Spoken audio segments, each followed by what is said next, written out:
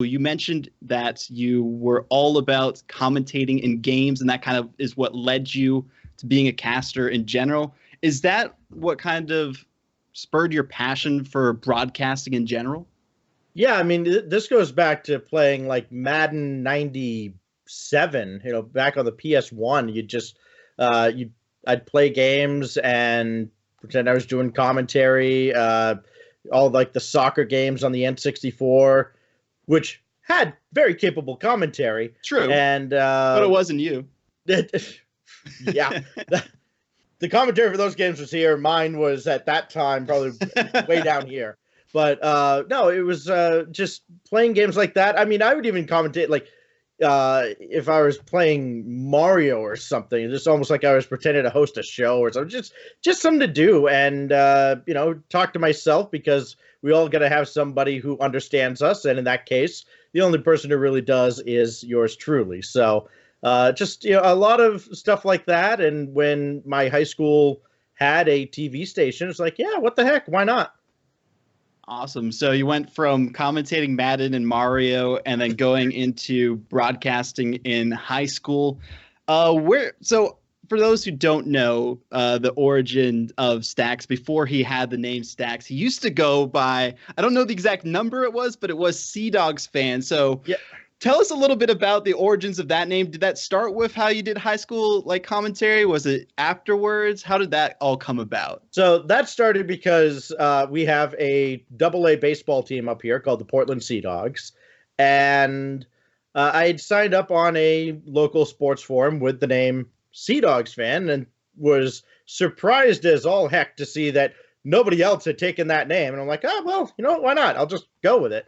And just decided to stick with it. And anytime that name was taken on a site, I just throw the numbers in, and it's just, that was my little name. It was my persona for a little while. And then when I got into esports, I realized kind of early on that, like, if I want to do this and like make a name for myself, Sea Dogs Fan is going to sound really stupid on a broadcast. So nah. So that's why I had to come up with something else. And Stax just kind of felt right, even though there are like 15 other Staxes in esports.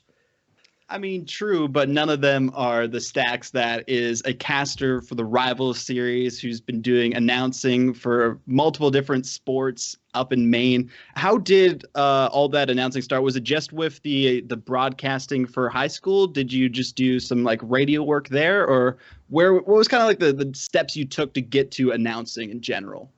When I was in college, I got asked by a local high school baseball coach, hey, you want to do PA announcing for our team? And I'd never done it before.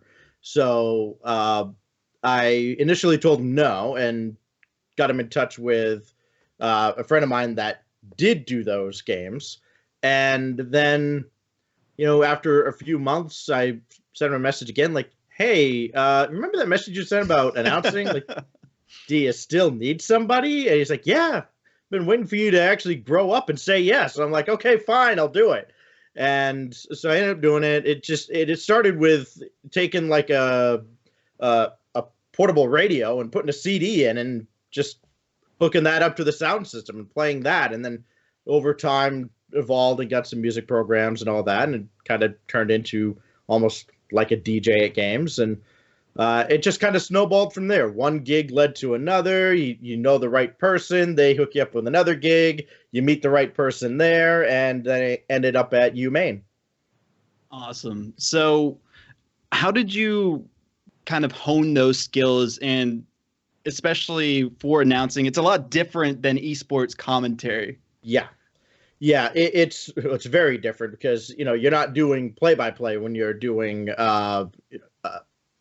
when you're a PA announcer. You're just introducing lineups, announcing who's scored in basketball games and all that. And there's a really helpful group on Facebook that's just public address announcers. And if anytime anybody's asked to do something for the first time, whether it's field hockey, lacrosse, whatever, volleyball, you can usually go on there, ask, hey, I've been asked to do this. I've never done it before.